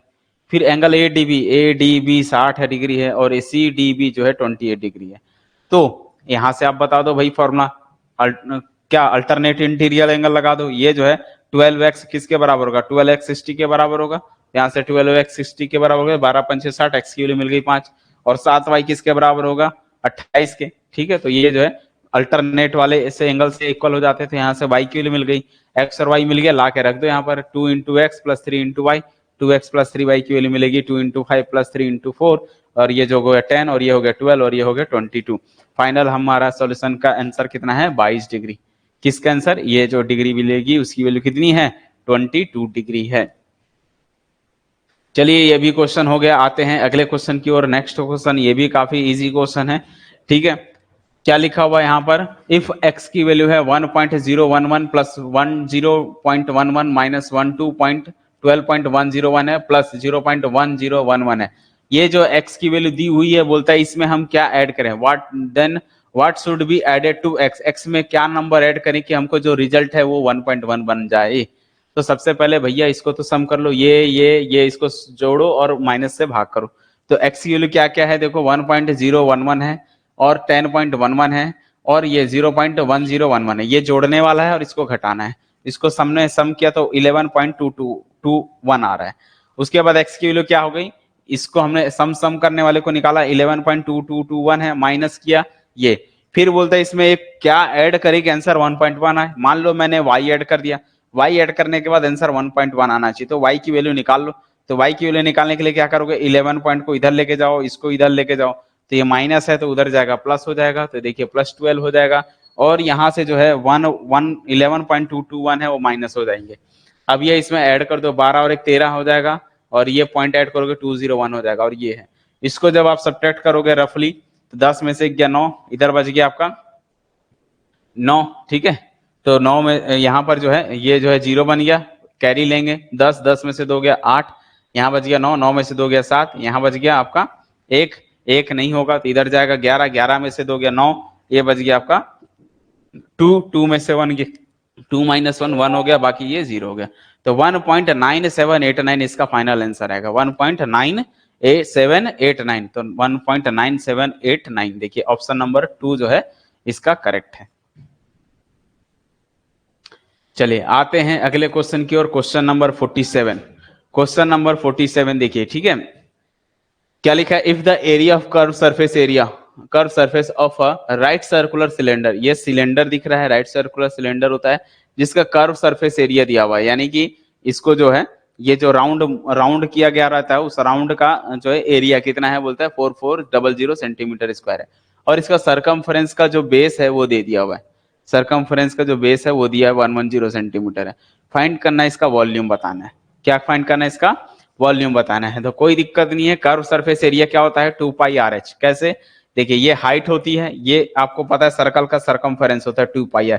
अगर मैं इसको ऐसे कट करूं तो कट करने के बाद ऐसे फैलेगा और ये रेक्टेंगल बन जाएगा। देखिए इसको अगर मैं मोड़ू तो सिलेंडर शेप बनेगा और खोलूंगा तो ये शेप दिखाई देगा। तो ये हाइट है, ये 2πr है, वही तो है लेंथ, मतलब यहां से यहां तक की लेंथ को हम क्या बोलते हैं 2πr बोलते हैं। तो कट करोगे तो 2πr। तो इसका जो एरिया है वो कितना मिलेगा, लेंथ इंटू क्या होता है इसका जो है निकालोगे सरकम, ये है curve surface area of cylinder. तो कर्व सरफेस एरिया फार्मूला क्या होता है 2πr(h) होती है। इसका एरिया मतलब लेंथ इंटू ब्रेथ होता है ना, तो लेंथ इंटू ब्रेथ करोगे 2πr(h) आ जाएगा, इक्वल टू 4400 आ जाएगा। दूसरा सरकमफेरेंस कितना दिया हुआ है 110 है, सरकमफेरेंस दिया हुआ है 110 और सरकमफेरेंस का फार्मूला होता है 2πr। 2πr की वैल्यू होती है 110, यहां से हम क्या कर सकते हैं 2πr के जगह यहाँ पे वैल्यू पुट कर दो, 2πr के जगह 110, तो 110 इंटू एच इक्वल टू 4400। ये कैंसल आउट करोगे तो h मिल गया, हाइट मिल गई, r की वैल्यू निकालनी है, लाके यहाँ रख दो। तो फिर से क्या किए, 2 है, पाई है, r है, तो 2πr की वैल्यू, इसको सॉल्व करो, सिंप्लीफाई करो तो कैंसल हो गया, r की वैल्यू मिल गई 35/2। तो अब हमको r भी मिल गया, h भी मिल गया, r और h मिलने के बाद वॉल्यूम निकाल लो। तो सिलेंडर का वॉल्यूम क्या होता है, वॉल्यूम होता है πr²h होता है। क्या होता है πr²h, पाई की वैल्यू रखो, r की वैल्यू डालो, h की वैल्यू डालो, इसको सिंप्लीफाई करोगे, कैंसल, तो इसका मल्टीप्लाई करोगे तो फाइनली आपको मिलेगा कितना। ध्यान देना ये सारी चीजें जो है वो सेंटीमीटर में है और आपको जो लाना है वो मीटर में लाना है, लिखा है इन मीटर क्यूब, ये जो है मीटर में निकालना है। तो मीटर में निकालने के बाद ये सेंटीमीटर क्यूब है, 3 सेंटीमीटर मतलब एक जो है 100 3 बार मल्टीप्लाई करोगे, तो 3 बार 100 से डिवाइड करोगे तो वो मीटर में बन जाएगा, ठीक है। तो इसको कैंसल आउट करोगे तो ये बनेगा 385 रह जाएगा, और 2020 4 होता है, तो 1 2 3 है, 1 0 बढ़ाएंगे तो 4 बन जाएगा। तो 4 अंक के पहले दशमलव लगाएंगे, डेसिमल लगाएंगे, तो ये फाइनली इसका आंसर होगा। तो 0.0385 0.0385 इसका राइट आंसर हो गया। ओके, आते हैं अगले क्वेश्चन की ओर। नेक्स्ट क्वेश्चन है क्वेश्चन नंबर 48। क्वेश्चन नंबर 48 क्या कहता है, ध्यान से समझिए। इस क्वेश्चन नंबर 48 में लिखा हुआ है कि the difference between two supplementary angle is 20 degree. If the smaller of this angle is p, then the value of 3p - 50। तो भैया सप्लीमेंट्री एंगल का फॉर्मूला क्या होता है, अगर दो एंगल हैं उसको सप्लीमेंट्री एंगल बोलते हो, इसका मतलब दोनों का सम जो है 180 डिग्री होती है। तो एक एंगल अल्फा है, एक एंगल बीटा है, दोनों का सम अगर 180 डिग्री होती है तो अल्फा बीटा को हम सप्लीमेंट्री एंगल बोलते हैं। जिसमें से एक एंगल बोलता है क्या है p है, तो एक एंगल को p मान लो, स्मॉलर एंगल बोलते हैं, ठीक है। तो स्मॉलर किसी को भी मान सकते, तो चलो मैंने ले लिया बीटा को, बीटा स्मॉलर एंगल है, तो बीटा की वैल्यू क्या बन गई, p बन गई, ठीक है। और दूसरी चीज कि जो है यहाँ से एक वैल्यू या फिर अल्फा को बोल सकते हो p, जरूरी नहीं है कि यहाँ पर जो है आपका क्या बने, ठीक है। उसके बाद क्या बोलता है, और क्या बोला है क्वेश्चन में, दोनों का डिफरेंस कितना है 20 डिग्री है, 20 डिग्री का डिफरेंस है। तो एक एंगल दोनों का सम कितना है, एक तो दोनों का सम जो है आपका क्या बनेगा 180 डिग्री, और एक बनेगा आपका, इसको भूल जाओ, ये दोनों का डिफरेंस। तो स्मॉलर हमने बीटा को लिया तो बीटा बाद में आएगा, तो अल्फा माइनस बीटा बराबर 20 डिग्री, एक अल्फा प्लस बीटा है 180 डिग्री। तो अगर हम इसको एड्स को भूल जाएं, इसको मत देखो अभी, तो अल्फा प्लस बीटा 180 है, सप्लीमेंट्री का फॉर्मूला है, और क्वेश्चन में मेंशन है कि अल्फा माइनस बीटा जो है 20 डिग्री है। तो अगर हम इसको ऐड कर दें, ऐड करेंगे तो भैया बीटा प्लस में माइनस में कैंसिल हो जाएगा, एक अल्फा कितना हो गया 2 अल्फा हो गया, 180 और 20 जोड़ोगे तो 200 हो जाएगा। तो हमको अल्फा की वैल्यू मिल गई 100, अल्फा की वैल्यू मिल गई 100। अब बताओ भाई, एक वैल्यू यहाँ 100 है तो दूसरा में कितना ऐड करूं कि 180 आ जाए, तो 180 में माइनस कर दो 100 तो 80 आ जाएगा। तो बीटा की वैल्यू 100 है। और जबकि छोटा वाला एंगल ही कौन है, इसमें पी है बोलता है, स्मॉलर एंगल क्या है, पी है, तो मतलब पी ही कौन हो गया 80 डिग्री। फाइंड क्या करना है, 3p माइनस 50, तो 3p माइनस 50 करोगे, 3 इंटू 80 80 माइनस 50, इसको सिंप्लीफाई करोगे तो 190 इसका राइट आंसर आ जाएगा। तो हम बोल सकते हैं राइट आंसर कौन सा है, 190, 190 डिग्री। ओके, क्लियर है। अगर आप सभी को समझ में आ रहा है सारी चीजें, जो भी क्लास में ये वीडियो बता रहा हूँ, ये अगर आप सबको समझ में आ रहा है तो आप लोग इसको सब्सक्राइब करो चैनल को और लाइक करो वीडियो को, ठीक है। और चैनल के डिस्क्रिप्शन में मैं आप लोगों को एक टेलीग्राम चैनल का ग्रुप का लिंक दे दूंगा, वहां पर आप लोग उसको ज्वाइन कर लो। और ज्वाइन करने के बाद वहां पर जो है डिस्कशन है वो डिस्कशन कर सकते हो, किसी भी क्वेश्चन में जो भी डाउट हो आप क्वेश्चन को वहां भेज दो, वहां पर जो है सभी लोग कोई ना कोई आपका हेल्प कर देगा, ठीक है।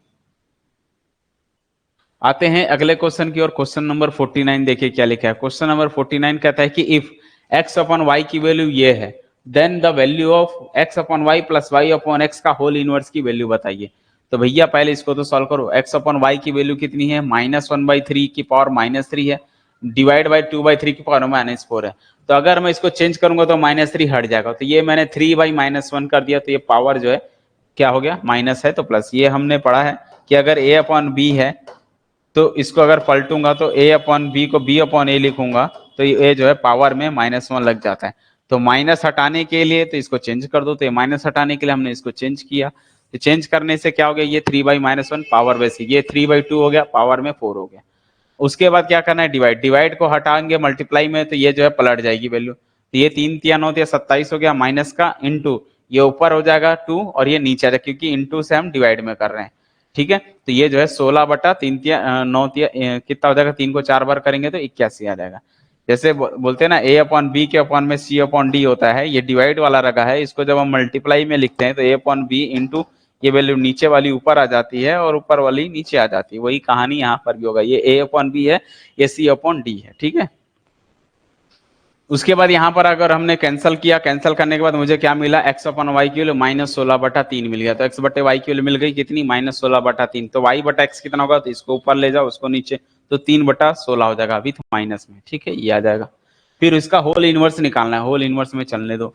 इसका एलसीएम ले लो, 48 आ जाएगा। 3 का टेबल पढ़ोगे 16, 16 गुणा 16 करोगे 256, 16 से कट गया, 16 × 48, 3 × 9, 9 ऊपर जाएगा। 256 और 9 दोनों ऐड होंगे तो ये जो है 9 6 15 होता है, तो 265 हो जाएगा, डिवाइड बाई 48 की पावर -1 है। इसको पलटोगे तो -1 हट जाएगा, तो 48/265 आएगा। तो आप चेक कर लो ऑप्शन में इनमें कौन सा करेक्ट है। अगर हम देखें तो पहला -48/265 इज द राइट आंसर, ठीक है। चलिए ये भी हो गया क्वेश्चन।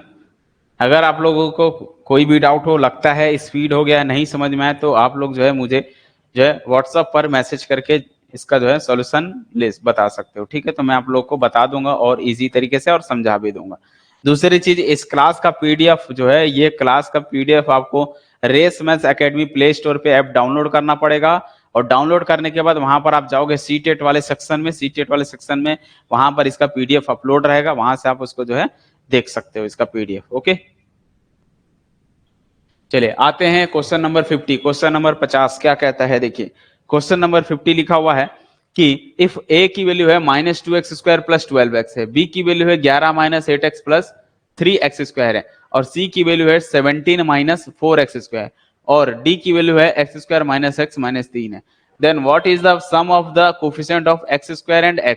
तो इस पूरी लाइन में सबका सम करना, किसका, ये वाला एक नया बनाना है, ए बी सी डी को जोड़ना है, a + b + c करना है और -d करना है।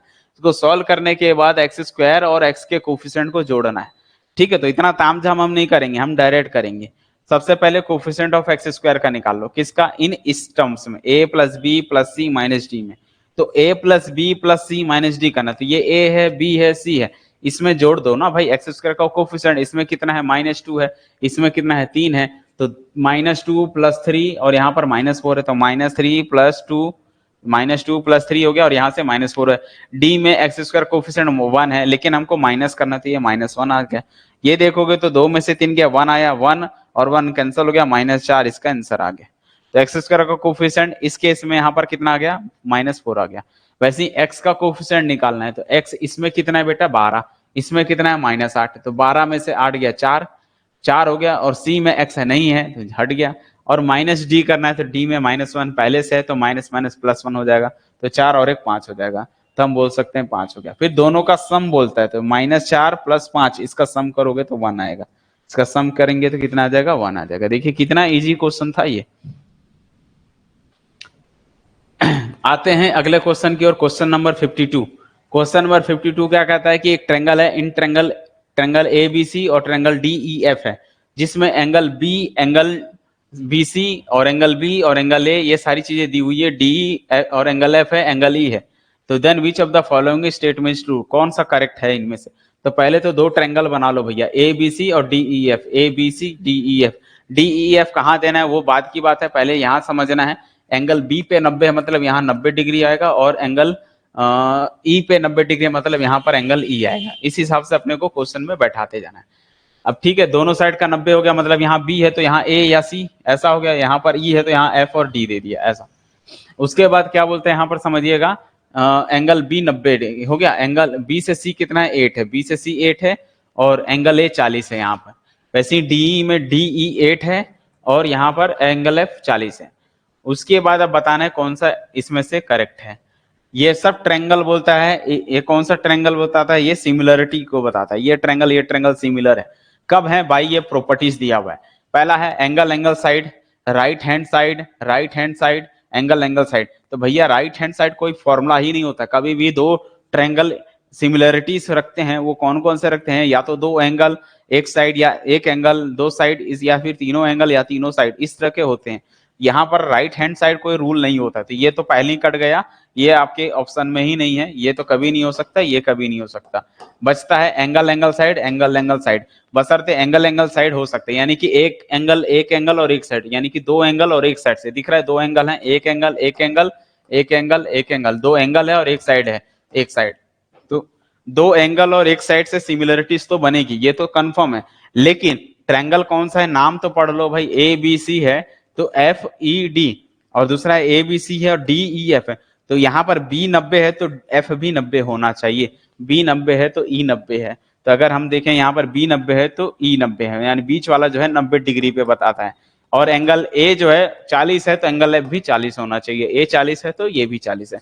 तो हम बोल सकते हैं कौन सा सिमिलरिटी राइट हो गया, फर्स्ट क्वेश्चन जो है triangle A B C triangle F E D similar है बाई एंगल साइड से, ये दोनों का एंगल साइड ये सिमिलरिटी रखती है।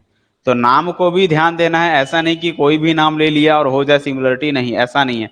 जो इसका एंगल है उसका एंगल उस हिसाब से अरेंज होने चाहिए, ए बी सी है तो वैसे एफ ई डी है, जैसे इसमें नाम बदल दिया था डी ई एफ कर दिया, डी एफ ई कर दिया, आगे पीछे कर दिया, तो वो फिर सिमिलरिटी नहीं रखेगी। ठीक है, चलिए आते हैं क्वेश्चन नंबर 54। 54 क्या कहता है अच्छे से समझिए, बोलता है 3 नंबर्स हैं are in the ratio, 3 number है तीनों का रेशियो के फॉर्म है, 2:3:4 के फॉर्म है, और तीनों नंबर का सम बोलता है, and the sum of their cubes, इन नंबर्स का क्यूब जब हम करते तो ये वैल्यू मिलती है।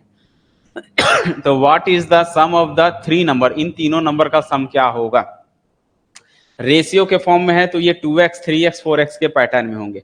उसके बाद इनका क्यूब कर दो, क्यूब कैसे करते हैं, 2x का क्यूब 3x का क्यूब 4x का क्यूब, वो देता है 33957 देता है। ठीक है, अब इसको सॉल्व करोगे तो बेटा ये 8x क्यू हो गया, ये 27x क्यू हो गया, ये 64x क्यू हो गया। सम में x कॉमन है, इसको सम करोगे तो 27 + 8 + 64 सॉल्व करोगे तो 99x क्यू मिलेगा। 99 से इसको डिवाइड करेंगे, डिवाइड करने के बाद 11 से मैंने डिवाइड किया, ठीक है, 3 से फिलहाल डिवाइड किया, 3 3 9 3 3 9, ऊपर से 3 कम 3 3 कम 3 3 3 9 और 3 कम 3 और 3 27 कट गया। उसके बाद ये जो है और कैंसल आउट किया तो इसको देखो 3 से फिर से किए तो 3 1 जा 3 3 1 जा 3, ऊपर भी 3 से डिवाइड किया 343 है, तो एक्स की वैल्यू मिल गई। फिर इसको जो है 11 से क्या है 11 से डिवाइड किया तो 11 3 जा फिर 4 और 3 343 आ रहा है, और 343 कहीं ना कहीं 7 का क्यूब होता है, ये आपको थोड़ा सा पता रहना चाहिए। उसके बाद एक्स की वैल्यू मिल गई यहाँ से 7, अब एक्स की वैल्यू मिल गई 7, एक्स की वैल्यू मिलने के बाद बोलता है सम ऑफ द नंबर, इन नंबर का सम कितना होगा, तो ला के रख दो 2x 3x 4x 4 3 7 7 और 2 9, 9x होता है और 9 गुणा 7 करोगे तो 63 हो जाता है। तो हम तीनों जो है नंबर का सम अगर हम बात करें कितना आएगा, 63 आएगा। ठीक है, चलिए क्वेश्चन नंबर 55 देखिए। क्वेश्चन नंबर 55 क्या कहता है? क्वेश्चन नंबर 55 की बात करें तो क्या है, three consecutive integers are such that when they are taken in the increasing order and multiplied by 3, 5, 2 respectively then up to 99 what is the sum of the original first and third integer? पहला और तीसरे number का sum कितना होगा original? तो question को अच्छे से समझिएगा, एक ही क्वेश्चन को इसने 2-3 क्वेश्चन में मिक्स करके एक नया क्वेश्चन बनाया है। सबसे पहले तो 3 कंसेक्यूटिव इंटीजर्स निकालने हैं। 3 कंसेक्यूटिव इंटीजर्स निकालने के बाद बोलता है वो जो है इंक्रीजिंग ऑर्डर में है और जो है इस प्रकार से कि मल्टीप्लाइड बाई पहले वाले में 3 का, दूसरे वाले में 5 का, तीसरे वाले में 2 का मल्टीप्लाई करते हैं तो जो है आंसर 99 आता है, ये बोलता है। तो मान लो पहला नंबर x है, दूसरा नंबर x+1 है, x+2, 3 कंसेक्यूटिव इंटीजर्स ऐसे ही होते हैं, x, x+1, x+2 होता है। उसके बाद बोलता है पहले वाले में किसका मल्टीप्लाई कीजिए, 3 का, दूसरे वाले में 5 का, तीसरे वाले में 2 का, मल्टीप्लाई करके सम जब करते हो उसका आंसर 99 आता है। इसको हमने सॉल्व किया, देखिए इसको सॉल्व करा तो ये जो है 10x आ गया। x और x वाला देखोगे तो 10x हो गया और ये जो है 5 4 9 9 माइनस हो जाएगा, तो 99 में 9 माइनस करते हो तो 90 आ जाता है। तो x की वैल्यू मिल गई 90 9। जैसे x की वैल्यू मिल गई फिर बोलता है फर्स्ट एंड थर्ड का नंबर का सम। तो फर्स्ट कितना है x, थर्ड नंबर कौन है x+2, तो 9 और 9 + 2 9 2 11 11 + 9 20 आएगा। तो इसका जो है सम कितना आने वाला है, 20 आने वाला है। ओके, चलिए आते हैं नेक्स्ट क्वेश्चन की ओर। तो क्वेश्चन मैथ्स के बहुत सारे क्वेश्चन थे। ये जो है 2024 के क्वेश्चन में अगर हम बात करें, 2024 का जो क्वेश्चन पेपर था सीटेट का, उसमें मैथ्स का क्वेश्चन और इजी क्वेश्चन थे। अगर आप इसको अच्छे से पढ़े होते तो और अच्छे से आप लोग जो है बना सकते। बहुत बच्चे मुझे फोन किए और मैसेज किए, उन्होंने कहा कि क्वेश्चन पेपर बहुत कठिन था, मैथ्स के क्वेश्चन नहीं बने उनसे। तो मैथ्स का क्वेश्चन तो कठिन नहीं लगा मुझे फिलहाल के लिए, तो ठीक है। चलिए आते हैं इस क्वेश्चन को, देखिए क्या लिखा हुआ है यहाँ पर। The following table shows the number of different fruits keep in a cartoon. एक कार्टून है, कार्टून में ये सारे फ्रूट्स रखे हुए हैं और उसकी जो संख्याएं दी हुई है कितनी है। मैंगो इसमें 44 है, एप्पल 56 है, ऑरेंज 42 है और ग्वास है 30 और पोमेग्रेनेट्स कितना है 38 है। ये सारे जो है 5 फ्रूट्स हैं और 5 फ्रूट्स एक कार्टून के अंदर में रखा गया और उसकी संख्या ये सारी दी हुई है। हमको क्या बनाना है, एक पाई चार्ट डेवलप करना है, कंस्ट्रक्ट करना है फॉर द अबाउट डेटा, इस डेटा के हिसाब से, और ऐसा बनाना है what will be the angle of the sector of representing Apple. Apple वाले का जो सेक्टर का एरिया है वो बताना है अपने को कितना होगा, ठीक है। और ऑप्शन दिया हुआ है ये बाई डिग्री में, दिख रहा है डिग्री लिखा हुआ है, मतलब डिग्री में बताना है। तो भैया एक पाई चार्ट बनाओ और उसमें 5 खंड बनाओ, 1 2 3 4 5, तो ऐसे 5 खंड बनाना है। मैंने शॉर्टकट में नाम लिख दिया इसका, कैपिटल लेटर ये मैंगो है, ये एप्पल है, ऑरेंज है, ये जी है, ये पी वाला एरिया। ये 5 खंड बनाने के बाद उसने बोला है सब में एप्पल की संख्या का सेक्टर का एरिया बताना है। तो फॉर्मूला क्या होता है, एंगल फाइंड करने का, ये वाला एरिया का कितना एंगल है वो फाइंड करने का फॉर्मूला होता है ए पर वैल्यू कितनी है, तो ए एप्पल की वैल्यू 56 है, ठीक है। टोटल कितना होता है 360, टोटल वैल्यू मल्टीप्लाई करना पड़ता है 360 से, और टोटल ये टोटल एप्पल को चेक करना है इन टोटल में से कितना एरिया, तो टोटल कितने हैं सब फलों को जोड़ोगे तो 44 56 42 30 38 सबको ऐड करोगे, सबको ऐड करने के बाद आएगा 210, तो 210 में से 56 का 360 ऐसा मल्टीप्लाई करो। 360 क्यों करेंगे, टोटल 360 डिग्री का कोण बनाता है, तो डिग्री एंगल निकाले तो 360 डिग्री। टोटल वैल्यू सभी फ्रूट्स को सम किया 210 आया और एप्पल का कितना है 56 है, तो यहां से इसको कैंसल आउट करोगे तो 96 डिग्री मिलता है। सिमिलरली क्वेश्चन आ सकता था आपका ऑरेंज का कितना है, तो ऑरेंज को बस यहाँ ऊपर में 42 रखोगे, बाकी सॉल्व करोगे सेम मेथड से ही बनेगा।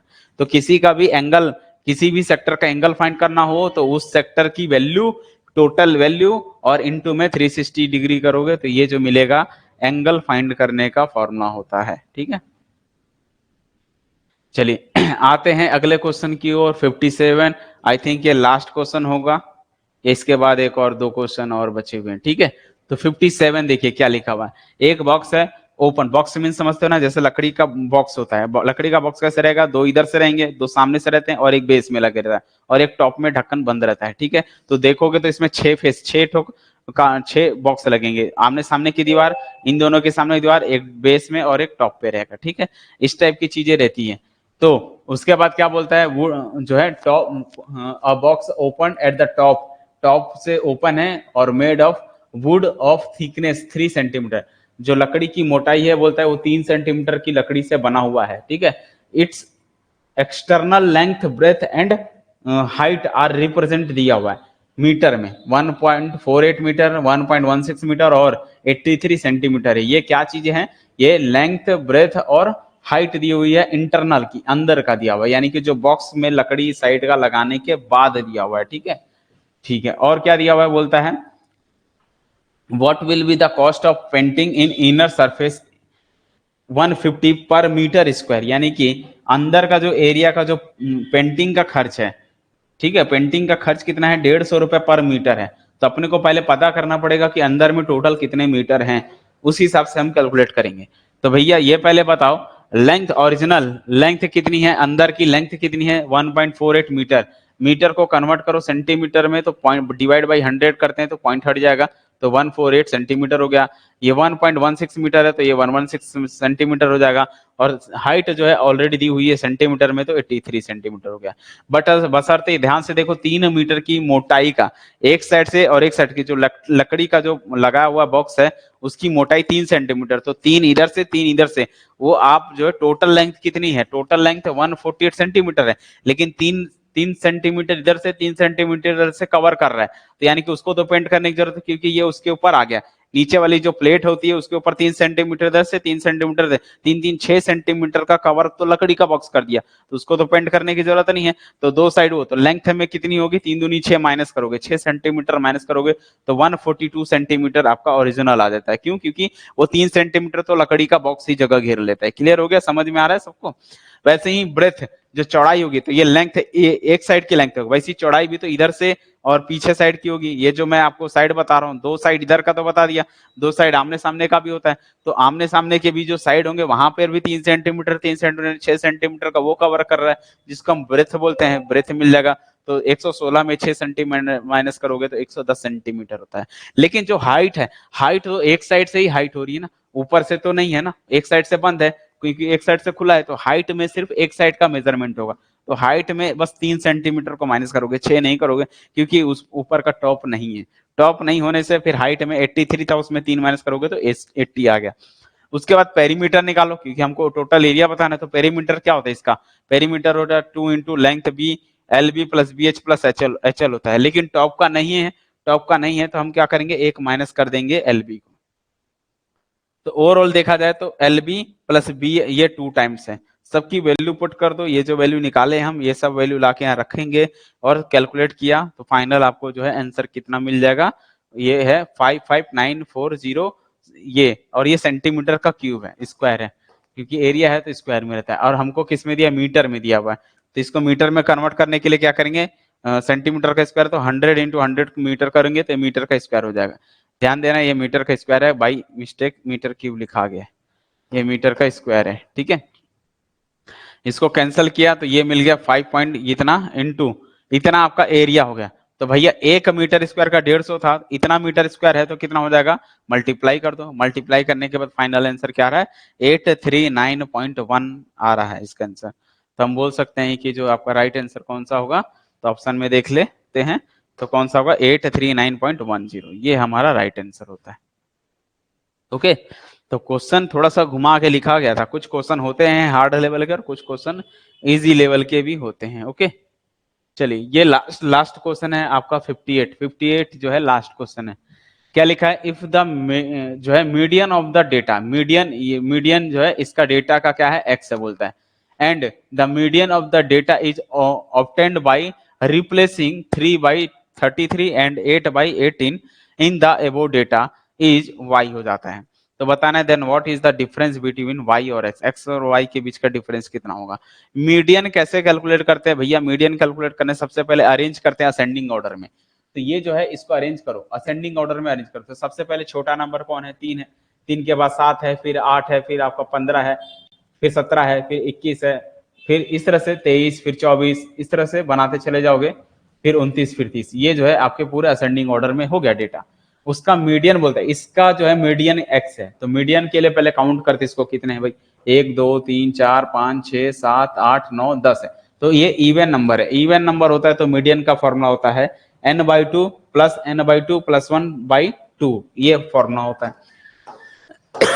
n कितना है टोटल 10 है, तो 10/2 था टर्म, 10/2 प्लस 1 था टर्म, यानी कि 10/2 मतलब सॉल्व करोगे तो 5th टर्म आएगा, ये 6th टर्म हो जाएगा। तो पांचवा पद और छठवां पद, पांचवा पद 1 2 3 4 5 17 और 21 आएंगे। 17 और 21 को जोड़ा तो पता चला मीडियन आता है 19। एक्स की वैल्यू मिल गई। उसके बाद क्वेश्चन क्या बोलता है, यदि हम रिप्लेस कर दे 3 को 33 से, तो जहां 3 है वहां 33 रख दो और जहां पर 8 है वहां 18 रखोगे, तब आपका मीडियन वाई मिलता है। तो भैया 3 को जब मैं 33 फुट कर दूंगा, 8 को 18 फुट कर दूंगा, तो ये सीरीज का सीक्वेंस बदल जाएगा। तब सबसे छोटी वैल्यू सिर्फ 7 रह जाएगी।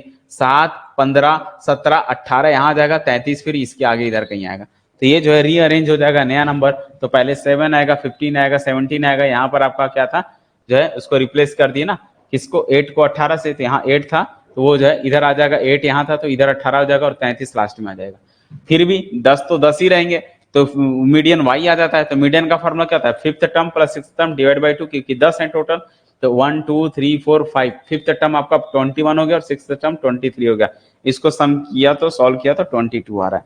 तो पहले कितना आ रहा था बताओ भाई, पहले आ रहा था 19 और अभी कितना आ रहा है 22। दोनों का डिफरेंस कितने का हो गया, 3 का। तो हम बोल सकते हैं कि इनके बीच का जो डिफरेंस है वो 3 है। तो देखिए क्वेश्चन कितना इजी था, बशर्ते वो क्वेश्चन ऐसा घुमा दिया है कि सामने वाले जो है बच्चे जो है इस क्वेश्चन को पढ़ने के बाद ही हालत खराब हो जाती है उनकी और वो जो है नहीं बना पाते हैं। तो आई होप आप सभी को ये जो है सारी चीजें, सारे क्वेश्चन समझ में आ गया होगा, इजी तरीके से समझ में आ गया होगा। ठीक है, जिनको भी डाउट हो, जिनको लगता है नहीं समझ में आया, तो आप मुझे व्हाट्सअप नंबर पर, मेरे दिया हुआ इसमें डिस्क्रिप्शन में देखोगे तो व्हाट्सअप नंबर है, वहां से आप कांटेक्ट करके सारी चीजें डिटेल में ले सकते हो। ठीक है, बाकी चीजें मैंने बताया, इसका जो है पीडीएफ आपको रेस मैथ्स एकेडमी के प्ले स्टोर पे मिल जाएगा, डाउनलोड करोगे, वहां से सीटेट के सेक्शन में जाओगे तो मिल जाएंगे। ठीक है, और इसी तरह से जो है मैं आप लोगों को 23 के भी सॉल्यूशन बता दूंगा, 21 के भी, 22 के भी, लाइन से प्रीवियस ईयर्स के क्वेश्चन का सॉल्यूशन चला रहे हैं। बाकी रेगुलर क्लासेस आपको जो है अटेंड करनी है तो वो जो है आपको रेस मैथ्स एकेडमी के ऐप पर ही मिलेगा और वहां पर जो है आपको कोर्स को परचेस करना पड़ेगा। और अगर आप फ्री में चाहते हैं तो फ्री में सिर्फ आपको ये जो है सीटेट के और सीजीटेट के जो प्रीवियस ईयर्स के क्वेश्चन के जो सॉल्यूशन है उनको जो है आपको इसी यूट्यूब चैनल पर आपको मिल जाएंगे। ठीक है, मिलते हैं नेक्स्ट क्लास में, तब तक के लिए bye bye and good night.